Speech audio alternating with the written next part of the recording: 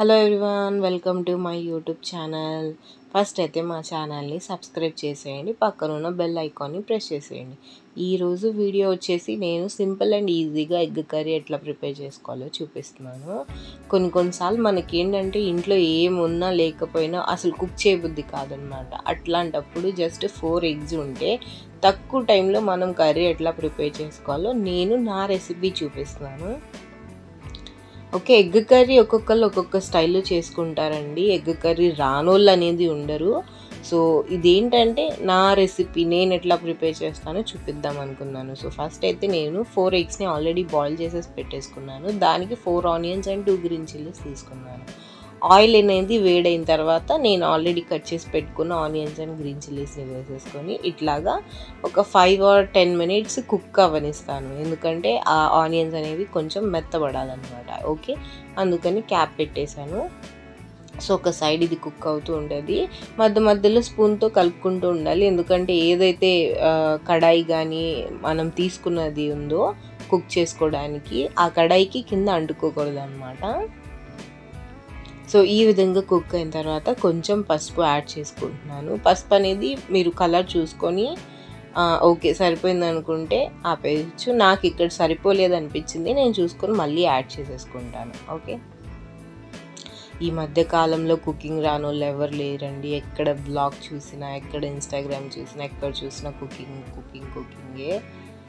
So కాకపోతే ఒక్కొక్కళ్ళ style ఒక్కొక్కలా ఉంటుంది కాబట్టి నా స్టైల్లో నేను వీడియోస్ పెట్టేస్తూ ఉంటాను.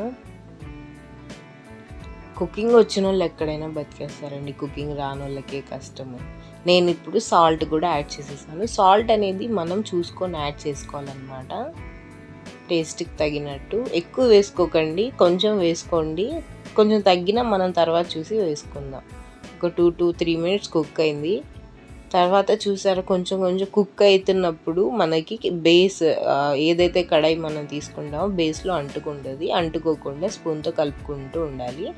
సో ఆనియన్స్ అనేవి కుక్ అయిపోయి ఇలాగ బ్రౌనిష్ కలర్ వచ్చిన తర్వాత మనము 1 teaspoon ఆఫ్ కారం యాడ్ చేసుకోవాలి. ఓకే,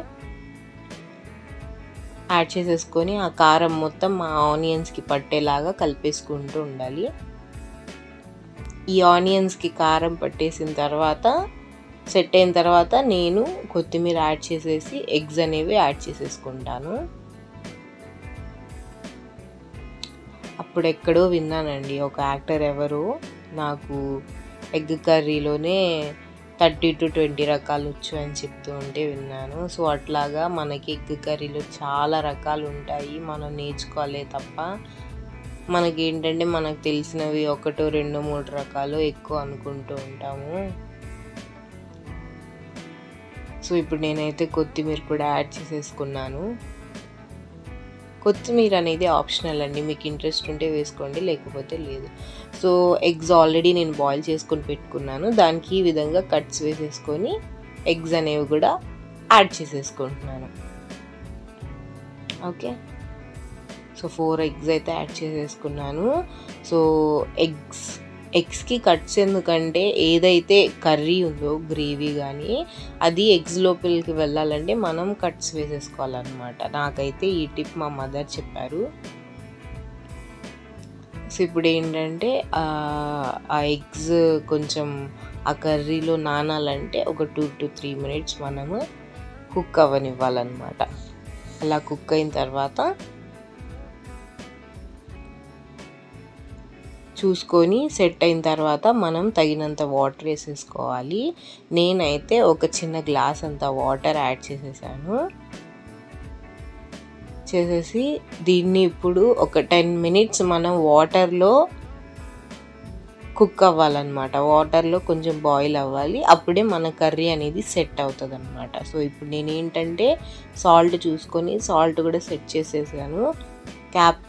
క్యాప్ వేసేసి పక్కన పెట్టేస్తాను, వదిలేస్తాను అనమాట ఒక 10 minutes. చూసారా, వేడి మన ఎగ్ కర్రీ అయితే రెడీ అయిపోయిందండి. జస్ట్ నాకు ఈ కర్రీ వండడానికి ఎంతసేపు పట్టలేదు, ఒక 10 or 15 minutes పట్టింది, కటింగ్స్ బాయిలింగ్స్తో కలిపి, అంతే. సో ఇంకా మంచి మంచి వీడియోస్ మీ ముందుకు తెస్తాను. మా ఛానల్ని అయితే సబ్స్క్రైబ్ చేసేసేయండి. Thank you. బాయ్.